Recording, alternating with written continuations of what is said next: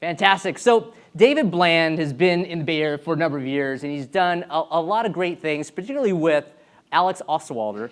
And when I first saw the book title, I thought, wow, this might be kind of interesting to look at because I've got some of the other books that strategizers published. What really hit me was the business generation book, and that was just really thought-provoking. And then when I picked up this book, I wasn't sure what to expect. But you know it's good when you have Jurgen who comes in this morning and he's got 42 tools. Here, with David's book, you have 44 tools. So we're going up. This is a great book. For anybody who's doing any experimentation, I invite you to take a look at this, but it really will help pull together a lot of the concepts we've been talking about, everything from design thinking to lean startup to some of the agile work. A lot of that's packed in this book, but with that, David's just been an anchor here in the Bay Area, helping us all learn. A lot of you have had him coach in your companies. I overheard a conversation where he was actually helping out an organization doing a conference, and they're reflecting on that. So he's been around for a while, helping a lot of other companies grow in terms of innovation and thinking about how to develop new products. So with that, I'd like to introduce to you David Bland.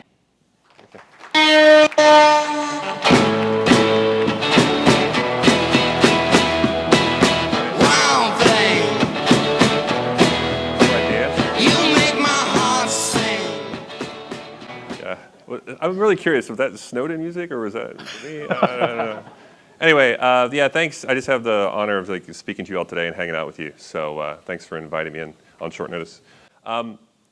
Good timing, the book has been out for less than a month, so it's got the fresh book smell to it and everything. And I'm going to be talking about the principles in the book, but also how we applied those principles to the book, which is kind of an interesting way to write a book. My background is, by the way, I'm not going to ask you not to look at your phones today, so if you are looking at your phones, take pictures, tweet this. I have 3 books today that I will sign for folks, and the way I'm going to do this is I'm going to look at that hashtag after the talk, and if I see yours and you approach me, I will sign a book and just give it to you, okay? So use that hashtag, testing ideas.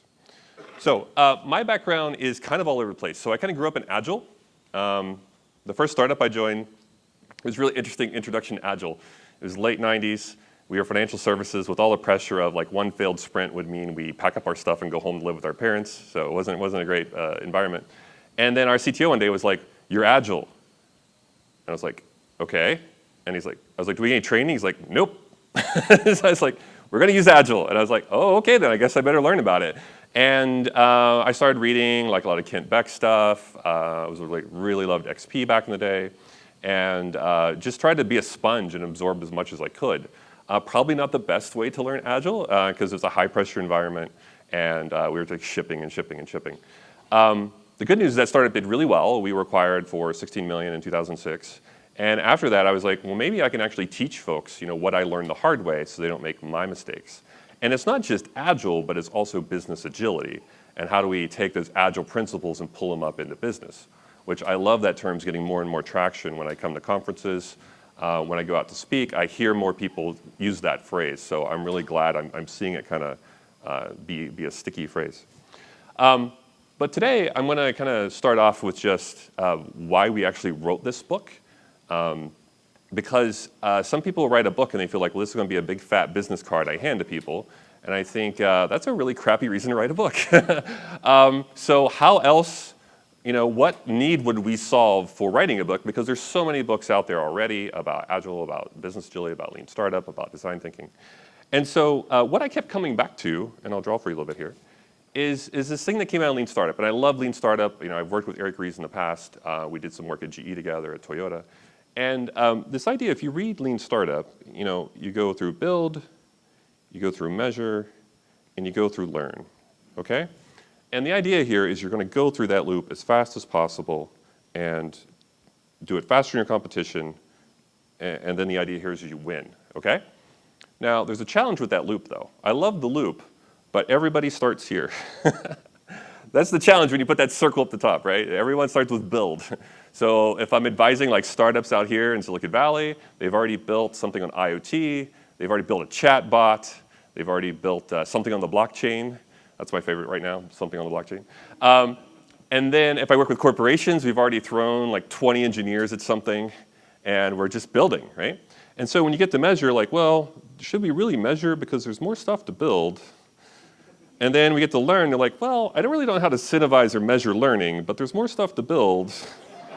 And then it's like, what are we doing, you know? And you some laugh, but I know you laugh because you live this, right? Like it's, I love Agile. Like again, I kind of grew up in the community. I've like spoke at that, like the big Agile conference for like 9 years in a row or something like that. And it can feel like a hamster wheel sometimes because, you know, we have these feedback loops, but there's always more stuff in the backlog, and there's always more stuff to take off and put back in, you know? So every team I work with, you probably do this too, something like demo, retro, and then you jump back into planning again.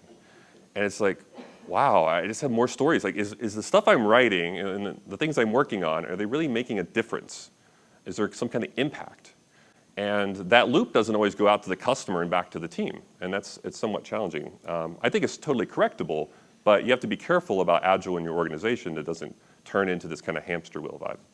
So I thought, okay, there might be a reason here to write a book because, you know, when I work with teams, we start here with Learn. And it's nuanced, but we tend to ask 3 big questions. We look at our backlog and we look at our roadmap, and we say, okay, the first question we ask is, do they? All right? So it's more of a desirability kind of question. When you think of like as a user, and I know it's a kind of a starting point for a lot of stories, but do we even know who that user is? Have we talked to that user? Is there any evidence that this user really wants this thing? Okay. The second question we tend to ask time and time again is should we? Now, we should probably ask that more, especially out here in the Valley, of should we actually build this? Is it sustainable? Is it aligned to our vision? Is it something we should be working on? And sometimes it's really tragic with teams because I feel like they almost aren't empowered to ask that question. It's like, well, we'll just work on it, okay? And then the third question I see time and time again is can we? And that's more of a feasibility question, and that's certainly a question that we spend all our time on. It's like we keep saying, well, can we do it? Can we do it? But I think we also need to ask, should we do it? And do they actually want this? You know, do we have any evidence on that as well? But if you start with that learning mindset, then you kind of work your way back and say, all right, well, what would I measure to learn that about do they, should we, can we? And usually, not always, but usually it's a mix of qualitative and quantitative, okay? And so another way to put that is for qualitative, it's the why, and for quantitative, it's the what, okay? So what'll happen is if you talk to customers, you talk to that user, right, in your user story, then you'll hear a bunch of qualitative feedback on the why, but you really don't know what they'll do. You have to kind of check both, because I've seen companies where we just measure the what. So think about A/B testing or instrumenting your app with analytics or your website with analytics, your product analytics. You see like they're clicking here and they're clicking here and they're doing this, but that's all the what. You don't know the why behind it unless you go ask them or have some kind of intercept where you get qualitative information from them. So you have to be careful because like if you make that button red to blue, well, if conversions went up because it's blue, you might say, well, that's why they're clicking more. But it could be something other completely different reason of why they're clicking more. And so you have to be really careful of just looking at the metrics, but also not looking at the qualitative and keeping in touch with your customer, okay? Most teams I work with, they try to talk to the customer like once a week, which is, I mean, even after you've built, you want to keep that close contact with your customer. And then, what should you build? And I'm using the term build really loosely here. I mean, it could be something just like interviews, that you have to go talk to people. There might be something like a landing page where you build and validate a value proposition that you're testing with your backlog. And I know this is a loaded term now, but the idea of a minimum viable product, this is the smallest thing you can build with this real value exchange. Maybe you should do that, okay? But you don't start there, and that's my point. I think too many teams, they're like, let's do a landing page. And I made this mistake even earlier on in my career advising and consulting out here. I was like, yeah, you should go do that, because I was just excited they wanted to try. But in reality, it was more of, well, what are you trying to learn by doing that? And is it going to generate the learning you need? And quite often it didn't. It was just something fun they wanted to do, and they're kind of copying the what of other people, other companies. And that's something we have to be really mindful of, that we don't have people just copying tactics and not understanding the why behind. So you still go through the loop, okay? But you need to be able to start with learn, okay? So if I was even to put numbers on this, I would say 1, 2, 3, okay? And then go back through the loop 4, 5, 6, okay? And so I feel like there was still a need for this, because I went to Lean Startup Conference again today, or this year. So I went to Lean Startup Conference this year.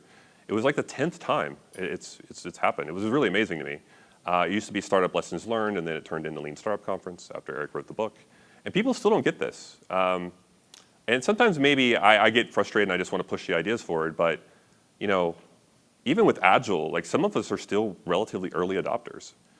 We think 10 years is a really long time, but in the grand scheme of things, 10 years is not a long time, and there are still people just learning about Agile.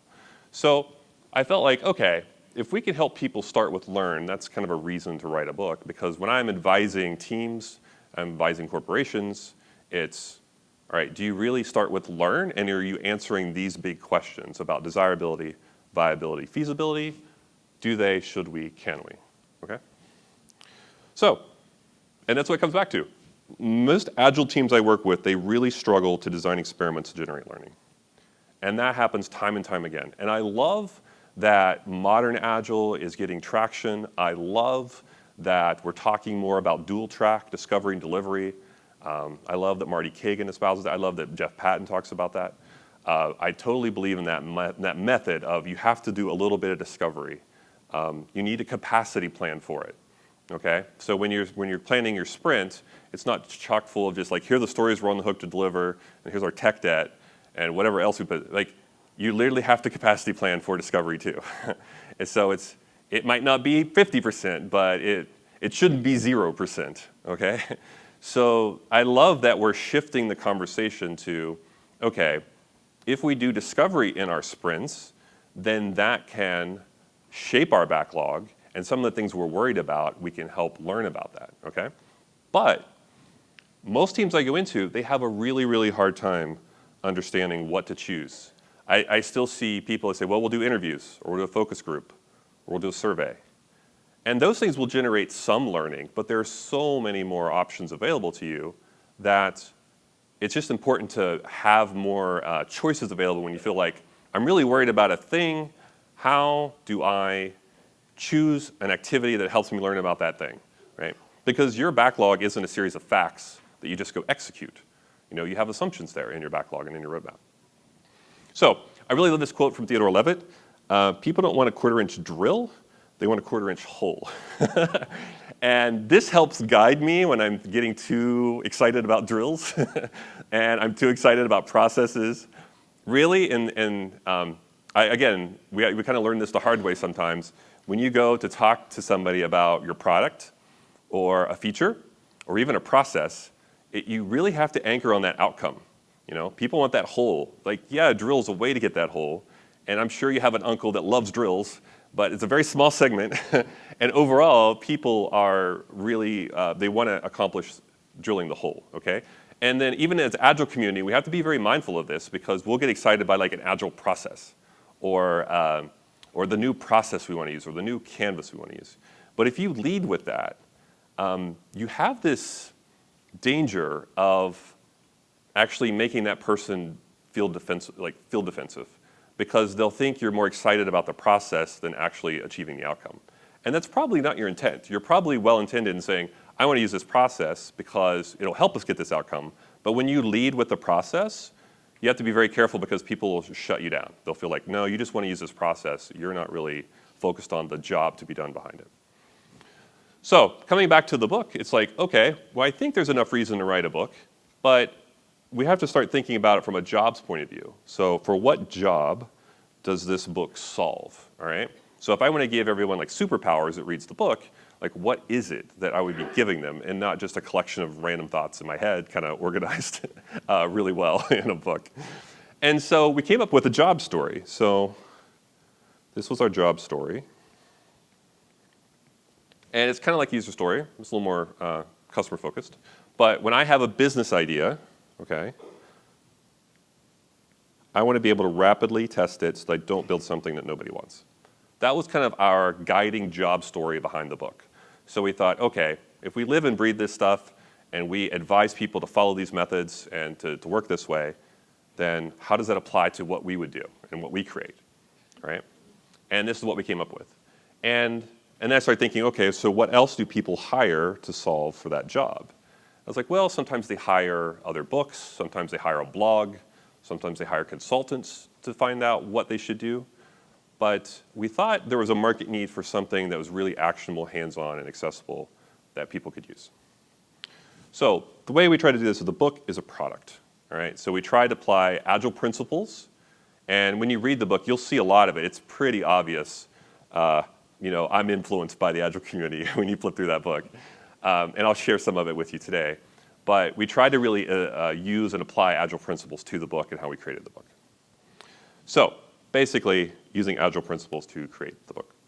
All right, so some of you are probably familiar with the canvas, but basically the business model canvas, we saw people use that for strategy, okay? And then we witnessed, my co-author and I, so I work with Alex Osterwalder, who created that canvas. He wrote business model generation and value prop design. And we kind of had our tests, but this part in the middle where we said, okay, we had a strategy. How does that strategy inform our tests? And then how do we come back and use what we've learned to inform our strategy? I keep seeing teams get hung up on that. And again, maybe I'll get to know some more of you after the talk today, but the teams that I work with have a really hard time bouncing between those levels.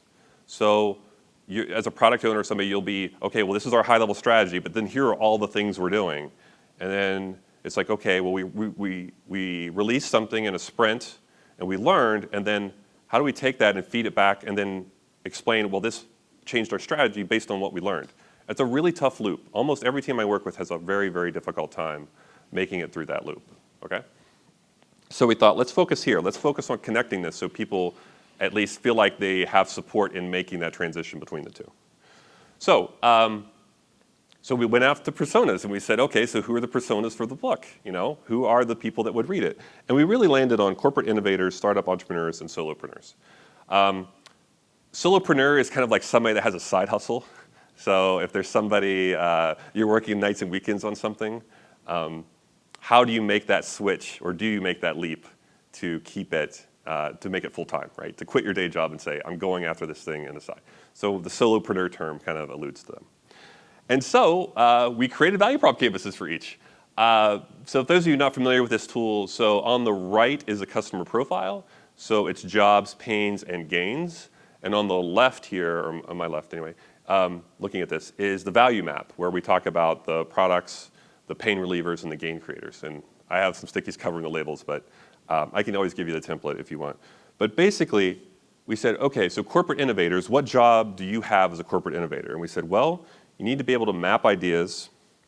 You know, manage work as a team. You have to socialize how you work. There's some like jobs, and when you think of the day-to-day jobs of that person in a company, like what are the things you have to do? Like what is your job? What are the tasks? And then we said, okay, well, when we were talking to folks, what do we observe? Well, testing is really hard. It's applying scientific method to how you work, and it's basically scientific method applied to Agile, applied to product, applied to business. They don't understand the process. Maybe they're really afraid of damaging the brand. Some of the companies I work with, the brand is over 100 years old. So it's a legitimate fear that you would put something out there that looks less than perfect and you would get backlash for it. It's a real fear that the companies I work with have. And then some of the gains they're looking for, well, we want dollars to keep going. We want to impress leadership. We want to validate the business idea. So we started there, and then we said, okay, if we write a book, then do these things that we offer, the book, the method, everything, do they solve for these jobs? The how of the book, the clarifying the testing process, building your practice, does it solve for these pains that they have? And then can we help create some of these gains that they're looking for? And so when you use this on your Agile products, right? When you're using product owners, when I go into like product ownership classes, this stuff is a lot of pulled into CSPO and stuff now. It's getting kind of absorbed. But this idea of starting on the right with the customer profile first, okay? And then asking, okay, for that customer, do we understand their jobs? Do we understand the pains they have and the gains that they're looking for? And then talking about what we can do to basically solve for those. Now, it's interesting because almost everyone wants to start on the left. They want to start on, let's just talk about all the stuff we're going to do, and then we'll just kind of fit it into what the customer wants. It's kind of nuanced, but when you start this way and you step into your customer's shoes and you start thinking deeply about what their day's like and interviewing them and looking at, looking at evidence, then you start to realize, wow, maybe we're doing stuff that isn't actually solving for those, okay? So I like starting on the right, okay? Looking at the profile, and then moving back to the left, and then talking about what you're offering, right? And so we did this for all three. We did this for the entrepreneur. I'm not going to go through all of them, but I'll talk about a few. So the big thing was like identify the most important thing. Scarce resources kept coming up because as a startup, you probably don't have as many resources as a big company. Knowing the next move, finding a clear path. And again, it's similar, like, can we offer something that approaches, like helps solve for these on the right? Same thing with the solopreneur. What came out of that one in our research was a lot of like just turn side hustle into a business. And this idea of fear of making the jump was a big pain. It is a very like, when you talk to people, you could tell like, is it a really painful pain or is it a nuance? Nuisance. And we felt that it was a very big pain based on the people we've seen and spoken to over the years. So how do we start? Well, of course, we start with Stickies. So this is me in a mountain top cabin with my co-author, Alex Osterwalder, in Switzerland. There are worse places to write a book, by the way, when he's like, I could only be inspired in a mountain overlooking Lake Geneva. And I was like, okay, if you insist, I'll come over.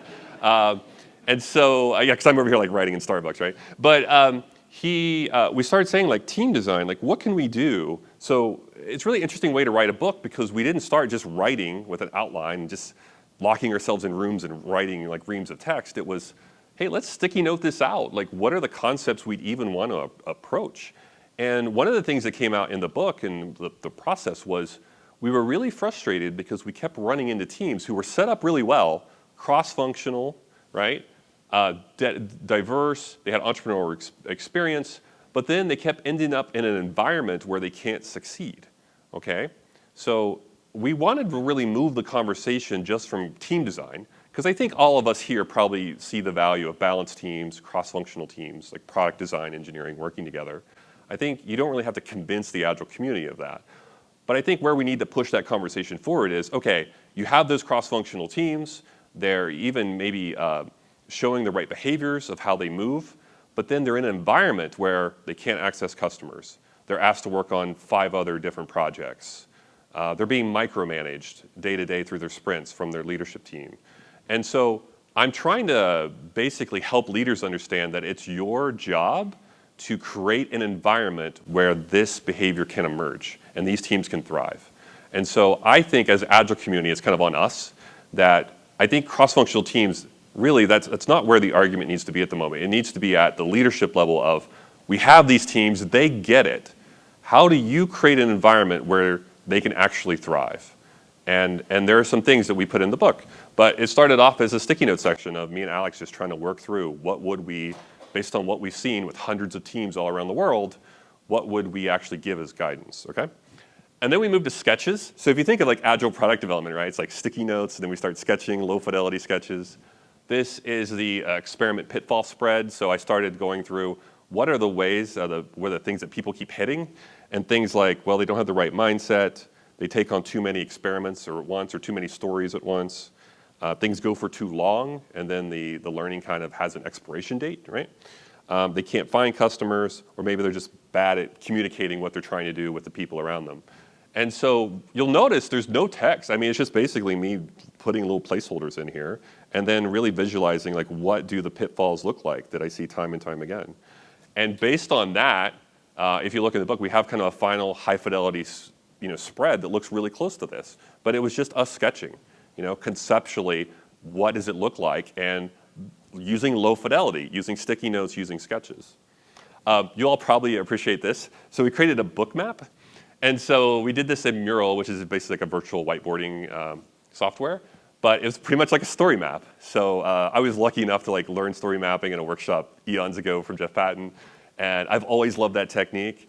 And when I was writing a book, I was like, oh, this is going to kill me if I have to do a table of contents and just write. And so we visualized the book as a map. And so the top is kind of like that first slice of the main headings, and then we went deeper down into the content. We also, I don't have it here, but this started off as sticky notes, and then we put sketches, and then we put the content in, so it kind of increased with fidelity over time. One thing is my friend Andy pointed out to me, I showed this to her the first time because I was testing book content, and she said, wow, you have just a bunch of white dudes across the top. And I was like, no, because in team design, I'm like, diverse teams, it's really important. And then even me, I'm like, hey, where do I get business quotes? Oh, a bunch of old white dudes. And I was like, what am I doing? So I was like, okay, take a step back. Like, even though I'm focused on this, your biases kind of just like creep into the process. So that was, I think visualizing it helped me understand kind of the biases I was baking into the book as well. But I really love this because I'm out here, Alex in Switzerland, our designers in Toronto, Canada. And so we needed a virtual way to collaborate. And we thought, hey, let's just create a book map and then we can use this. We actually moved slices around too because we have like 44 experiments in there. And we thought if we put it up front, maybe people don't make it past that. Or if we put it in the back, maybe people skip the rest of the book and just read the experiments. So it was a really great way to kind of move things around and like visually align on what's the product. We tested a lot of content. So this is me just writing posts on Medium saying, I think people might want to connect experiments together. How do I test that content before we just put it out there? Because the book can feel a very like waterfall process. And so that one, I could see where people were highlighting. People respond to me and they say, hey, I really love that article. I sent it to my executive and my leadership team. So I got some anecdotal data back that maybe this was something worth including in the book. We brainstormed titles. This is on top of course, we take sticky notes to like a beautiful mountaintop and then cover the observatory windows with sticky notes. But this is us like just testing titles. I had the pleasure of advising on like Barry O'Reilly's book recently and Melissa Perry's book. And I was going for this really cool title. And I was like, we'll call it like Uncertain. And they're like, no. And so, and the other title I really loved was called Executing Ideas. I was like, executing, get it? You're like killing, but you're and they're like, no one understands that joke. Don't call it that either. And so we just kept testing and testing. And then we tested covers. And it's really interesting. I have some books here today, but the one we chose was the one that I thought had no chance of winning. It's this one here. I was like, if we choose this cover, it looks like something from like the Illuminati. I'm going to have to do crazy hidden messages through the book text. And by far, like 3-1 testing our covers, this thing won. And in the end, we finally just like removed the crazy rays coming out of it. But even me, and I've been doing this for a while, and I thought, no, this is exactly how it depicts this. And of course, when you test it, you have to be open to the idea of being wrong. And I was very wrong. We also tested these with readers on User Testing's platform, on usertesting.com. So what I did is I took the book project on user testing, and then I sourced innovators, startup entrepreneurs, and solopreneurs, and we uploaded covers, and we had them explain back to us what they thought they meant. So I have video here with sound, so hopefully you can hear this, but I want to show you just one of the videos that we had from tests. Okay, so it says, imagine that you are in the business section of the Barnes & Noble bookstore. You will be shown an image. Once you see it, move on to the next step. What do you think this book is about? Okay, so it says, you're holding a field guide for rapid experimentation. Use the 44 experiments inside to find your path to scale. Systematically win big with small bets by testing business ideas. Strategizer.com/test. Strategizer series, sequel to Modern Business Model Generation international bestseller. 30 plus languages. Okay. So I feel like the main information for whatever this book is about is probably held in this line right here. It has something to do with business ideas, but it is some kind of test or format in experiments to find out which business ideas I think are going to work for you or are going to reap some kind of benefit or be successful. So it's some kind of formula or experiment that's going to help you take any business ideas, I think, into success. And it's different sort of tests, experiments, some kind of methods to figuring out which ones are going to work and which ones aren't, I think. So that's kind of all I could gather from that one line. I wasn't able to gather as much from the other points of information. I think it was mostly held in this line here. So I hope I answered your question. I'll stop here for now and move on to the written portion, but thank you for letting me check this out. So it was just really interesting as a comprehension test, putting it in front of customers, seeing what they would say back to us. When we say voice of the customer from Lean, pretty much like using the voice of the customer. You'll notice that she said that first line really helped her understand what the book was about. That line tested really well. She said other points of information didn't really help her. And the arrows, I thought the arrows were a great like depiction of how you would test and go one way versus the other. Wasn't conveyed. We tested others where we had a bunch of icons that were on the back of the book on the front, and we had one that was like binoculars. And there was one woman who was looking at it, and she goes, and there's this thing in the middle, and I'm like, it's binoculars. And I'm like yelling at my screen, I'm like, it's binoculars. And she's like, I had no idea what this thing is. I'm like, it's binoculars. And she just kept on going. And I was like, it was so painful and so hard to test something like this and have people explain back to me what they thought it meant. But it was needed. It was necessary to kind of dial into, basically the fit. When we talk about fit, it's using the voice of the customer, explaining things in their own words, okay? And so we ended up actually deciding on this cover, and it launched November 12th. But we had a problem.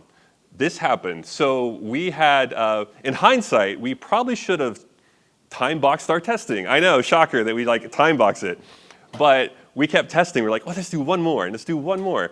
And somehow the link got out, and people just started ordering it. And we topped Amazon in entrepreneurship without a cover.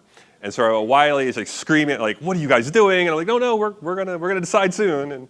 And so I think even us, like, it's so hard because as coaches and everything, we go into teams and they're like, why is this so hard? You just kind of do it. And then when you do it on your own stuff, you're like, crap, we should have time boxed it. Why didn't we time box it? What is wrong with us?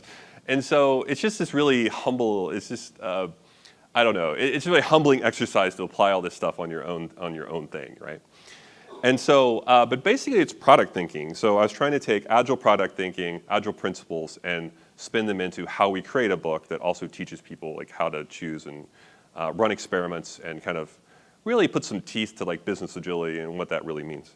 And so the themes we kept coming back to time and time again in the book are from design thinking and this idea of desirable, viable, and feasible. And I learned this from IDEO. I think IDEO got it from Larry Keeley at Doblin Group. I think Larry got this at like Institute of Design. I talked to Jeff and Josh who wrote Lean UX, and they traced it back to like Larry Keeley. If you all have something sooner in time, let me know. But the idea here and the point I'm trying to make is this desirability question of do they, right, is really important when you're looking at your backlog, when you're looking at your roadmap, understanding like what kind of risk do we have here in desirability. And then viability, that should we question that I mentioned earlier in my talk, is very much a should we be working on this. And then feasibility is the can we question. And I do want to challenge us on the can we. Some of you are probably working in regulated industries like finance or hospitals, right?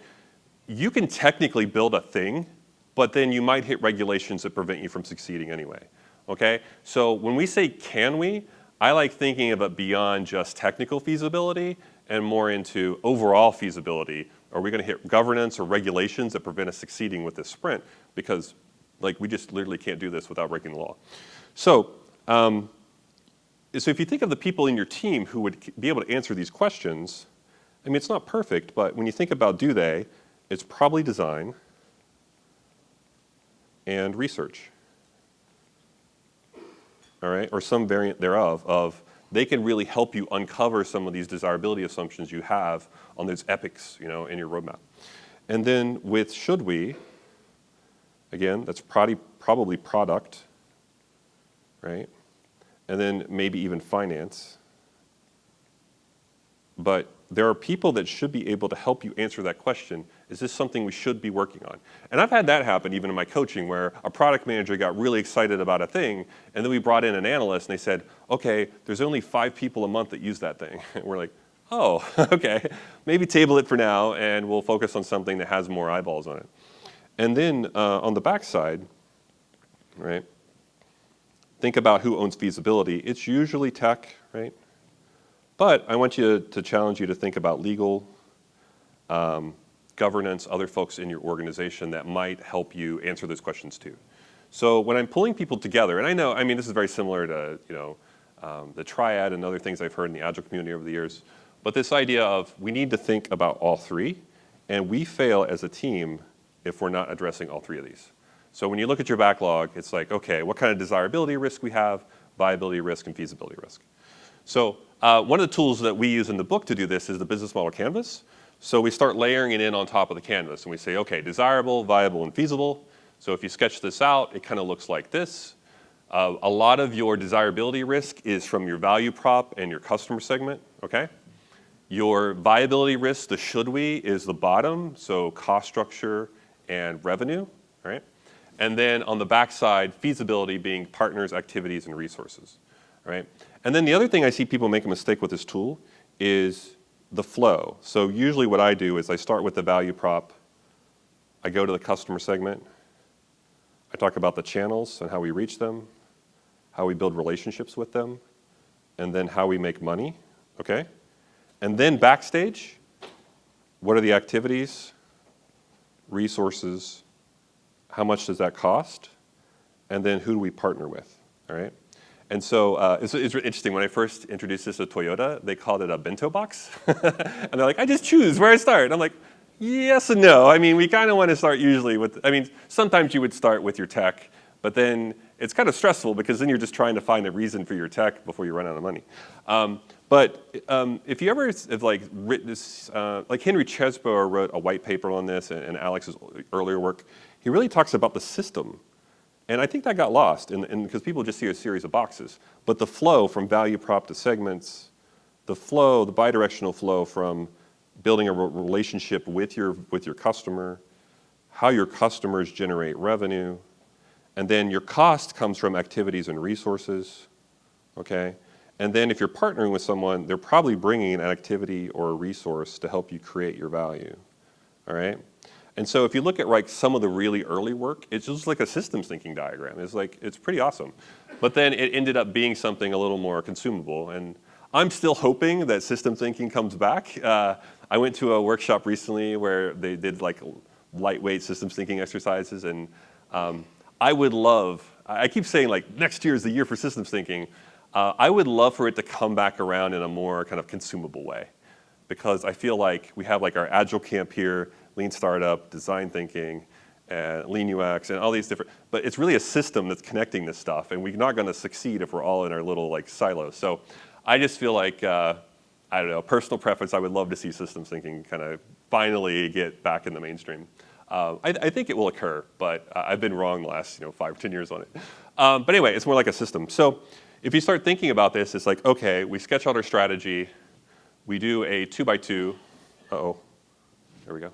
Do a 2x2, and then we run our experiments. And this 2x2, it's called assumptions mapping, and it's something that I've been iterating on for 5 or 6 years. It's part of Google's Design Sprint kit now. You can find it online. I put it under Creative Commons, so a bunch of people are just running with it. The NSA reached out to me recently and said they're using it. I'm like, okay, if you're dealing with risk, go ahead. But this idea of sketch out your assumptions, move and map them out, and then design your experiments is kind of the flow that I use when I'm mentoring teams, all right? But kind of tying this back a little bit,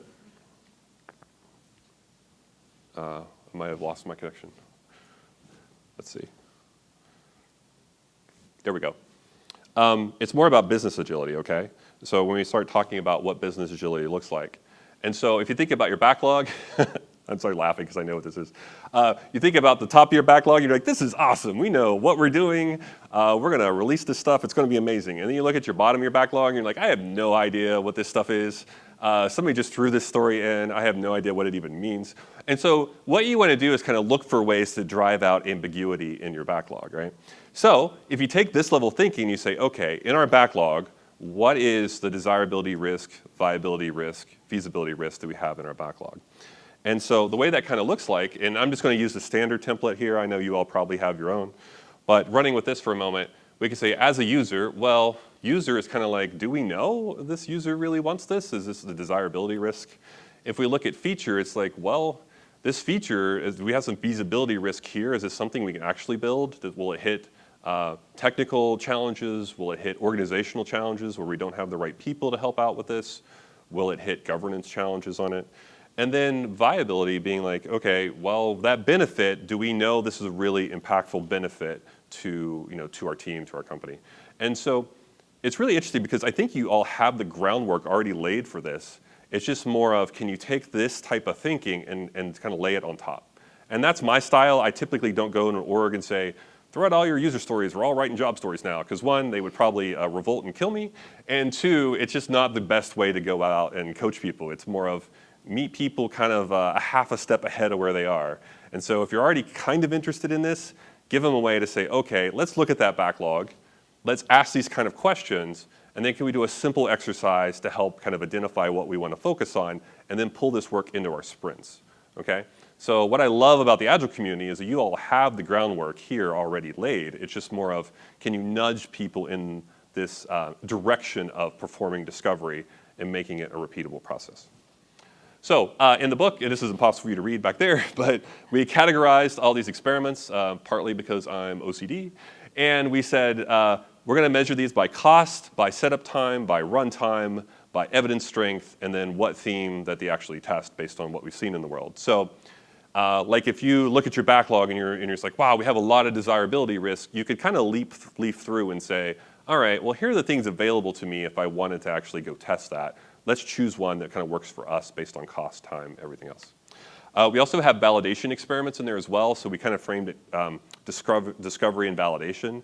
The nuance there is it's more about validation is you've already kind of laid the groundwork and you know jobs, pains, and gains, and you have a base level understanding. And when you're validating, you're like putting something out there for some people to respond to. So if you're doing some kind of MVP or something like that, it's more like you've already done the homework, but now you're further down in the process trying to see, is there a fit before I go scale this thing? So some of the ones we put in the book, I did this with technical writers this week. It was fascinating because they were like, wow, we could actually use our data sheet to go test things. So I was like, yeah, take that data sheet. If you're writing the specs of this thing that you're creating, take it to your customer interview and get feedback on it. Like there are ways that you can do that. It doesn't cost much. You'll see the cost is like a one dot. And it doesn't take long. It's just another artifact you can use in that conversation to get feedback. And just in, instead of people just going blah, blah, blah and talking to you. This one I love. I love the printer from hell here too. But anyway, it's Boomerang. I have companies out here that do this too, where we'll take a bunch of, we'll have an idea for a feature or a product. We'll recruit a bunch of customers, and then we'll point them at our competitor's product and do testing on it to see firsthand, are they hitting these hiccups in the flow? There's another flavor of this where people literally just take someone else's product and put their label on it and logo. That's a great way to get sued, and I do not recommend doing that. I really wonder about startups out here sometimes and the stuff they do. They're just like, yeah, just take Facebook and put our logo on it, and it's our book. And I'm like, what are you doing? And I'm working with billion-dollar corporations, and there's no way. But what billion-dollar corporations can do is they could say, oh, let's take all these customers, point them at our competitor, measure cycle time, lead time to get through tasks, qualitative feedback on how likely they would to be recommend that product. You can do a lot of stuff without building it all. And so that was our intent on this book, was to give you options besides just build. Like, what are the other things you could do to test out some of this uncertainty in your backlog? And the idea here is like you could pair these through. So this is just one sequence, but the idea of we could take what we learned from a customer interview, and then we can maybe go and look at discussion forums across the web and see, do these things exist outside the few customers we talk to? And then we could take a group of customers and point them at a competitor's product to see, okay, are they really having these problems? And then we could build something like a clickable prototype, and then we can do maybe a pre-sale, and then build like a really simple single feature MVP. And this is just a sample. The one thing I do sort of regret is it feels very linear, but most teams I work with, they end up jumping back and forth. So like you'll get to the customer, maybe like the boomerang, and realize people don't really have problems with this product. Let's go back and try something else. So it is very iterative in nature. And these are just some of the experiments in the book. I'm just trying to think of some of the other ones. I'll maybe tell you a story before we wrap up on another experiment. And here's where you can see the Agile principles really shining through in what I do. And I put this in here just for you all. The ceremonies are going to seem very familiar to you. And it's intentional because I want to build on this foundation we already have. So when you think of planning for experiments, you literally do your planning when you're planning out everything else, and you capacity plan for your test, okay? Talk about them in stand-ups. This is something that boggles my mind. Like, I'll work with teams who are doing discovery work, but in the stand-up, they only talk about the delivery work. And really great teams I've worked with, we literally had like a story wall, 2 swim lanes, and we had discovery and delivery. And even though if we had just a few stories going through in discovery, we had like the product owner and the designer, the researcher talk. They say, you know what, we lined up some customers today. This is what we're doing today. And I think what happens is you socialize it, and then also your team starts to get a respect for, oh yeah, this is work too. You know, we have to line up customers, write the interview script, conduct the interview, take notes, synthesize notes, take that back and do something with it. It becomes like this just way of working, but they don't know what's going on unless you socialize it and visualize it. So I've been recommending, you know, all these amazing teams I've worked with, let's talk about it in our stand-up with everything else. Let's just talk about what we're doing with discovery as well, so the team feels connected to it. Learning meetings, again, just making space for synthesizing the feedback and the evidence. Again, it's really tragic when I see teams do like 15 to 20 interviews, but then they're like strung out between 15 to 20 Google Docs, and they never really take the time to look through it, and they just pick out one quote, and they're like, let's go build. I'm like, no. So take time to get your team together to go through the evidence and figure out like what can we learn. Retrospectives. So a thing about retrospectives here is I want people to talk about how to improve experimentation. So when you're in your retro, have this conversation about, well, we released this thing and we forgot to put the feature toggle in, or we forgot to instrument analytics. And all this stuff happens, by the way, even with the best of teams. But you want to be able to talk about it openly and say, okay, what would we do next time? Like, what could we do a little better? Not like a blame game, but more of a, you know, given what we knew at that time, we tried our best. We forgot to hook this, you know, feature toggle in. How could we be better next time, okay? And then decision meetings. So this is probably the one thing that might feel a little different for you all. So when I'm working with teams, we might have like Agile teams working on new products, and then they go to a committee who controls funding for like the next 12 weeks. And so we'll go into that conversation and say, these are the hypotheses we had, here are the experiments we ran, here's the evidence we generated, and then here's our recommendation, and this is what we need from you, leadership. And so you can start to get a vibe for it's evidence-based kind of you know, product development in a sense, where you're saying, we're going to fund this more because of X, Y, and Z, and it's aligned to our strategy. The circles kind of represent the time. But anyway, my point of showing this to you all today was more, you probably already have a lot of these ceremonies going in your organization. It's just how do you talk about experiments too? How do you layer in experiments, you know? And so, and really that's my case to you all. It's, you're already good at this. How do you take and run experiments from, you know, that feature level to that story level to that product level to the business level? And I wanted to call out, people always ask me what all these drawings mean. So these are drawings of all the experiments in the book. And then people usually ask me what's my favorite. And I have to keep coming back to Wizard of Oz is probably still my favorite experiment, because it's kind of like the book where you'll have something that's delivered to a customer, but behind the scenes you do it all manually. So that's kind of like the man behind the curtain thing. And I'll share this really short story. I work with a team in New York where they had this idea for a dating app for men. So it was, hey, you want to take someone on a first date. You're probably generally clueless about where to take them. there's this app that's like a bot who will give you dating advice, and her name was Alexis. And so we could have spent months and months and months building this really complex bot that takes all these like requests in from clueless guys going on dates and then give them a recommendation. And instead, what we did is we just had a group of women that we paid hourly to give them advice back through text, all right? So when I say Wizard of Oz, all right, so what had happened in that experiment was we thought we'd get a couple signups, and we got 1,000 signups on the first day. Went viral in like Hacker News. And then we had this weird situation because when I do Wizard of Oz, we want to do small scale, right? And then we had this situation where guys who were somewhat lonely texting a bot, and then the bot wasn't responding to them, and they're going, even the bot ignores me. And I'm like, no, this is not what we're trying to do here. This is not what we're trying to do.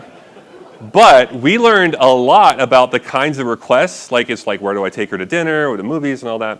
And we learned a lot about that we could have used to automate, where we fell down. So if you think desirable, viable, feasible, we kept falling down on the viability part because it would have taken a lot of time to figure out, will people actually pay for this?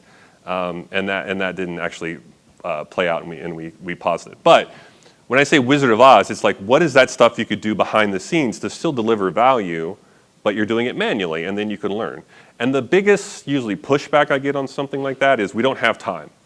And I get it, everyone's busy. But if you think of the trade-off, it's like, well, we're saying we don't have time to do this manually for a couple weeks, but we do have time to throw a bunch of engineers at this and scale it when we don't know there's a real need. So you do have to look at it kind of big picture of, all right, when you don't have time, I realize it's kind of a pain to do stuff manually, but you can learn a lot from that, especially if there's real value exchange from you and the customer. So yeah, I think Wizard of Oz is my favorite. I would say Pretend to Own is another one that I really love. It kind of goes back to old school Palm Pilot with Jeff Hawkins. So when he was basically creating the first Palm Pilot, he had a block of wood, and he taped over a UI over the block of wood, and he had a wooden chopstick. And he walked around with it in his pocket, and when people would say, can we meet at 2, he would take it out, and he would go, yes. And they would like, what are you doing? Like, are you okay? And he walked around for weeks and weeks like that because he had been burned before building this really complex technical thing that nobody cared about. And so he carried a block of wood with him around for several weeks. But he was trying to find this case where, okay, yeah, during the day, I actually kind of would find this useful to schedule meetings. So I love experimentation mostly because it helps people deal with risk and uncertainty, which we're all about in Agile, like how you decrease risk. But also, it really taps into the creativity of your team. There's nothing better for me to have a team that has a chance to be creative. And when we say, we're all worried about this, what's the smallest thing we could do to be less worried about this? Like, what is that thing we could run to generate evidence? And you'll be so surprised when you ask your team the kind of things they offer up and the creativity they have. And what really is tragic out here right now is I go into a company and they say, well, we don't have entrepreneurial people, we got to hire outside the company. And I kind of want to challenge that because I think you probably do have entrepreneurial people and really creative people. They just don't have a lot of space to be creative.